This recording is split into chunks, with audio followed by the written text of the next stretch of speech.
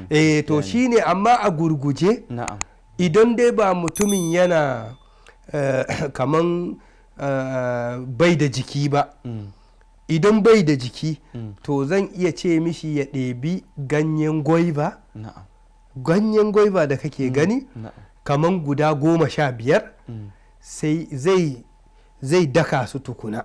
In ya daka ba sai ya yi laushi ba, sai ya tafasa ruwan zafi sai ya sa a kai. Yauwa idan ya sa a kai sai ya bar shi minti 15 ko zuwa 20 sai ya dinga sha.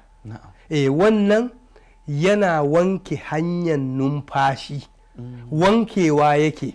Amma idan akwai matsalan ko ya wanke ma, in mutum bai yi sa'a ba, in matsalan ta ƙara tasowa, so kaga sai ya dinga yi.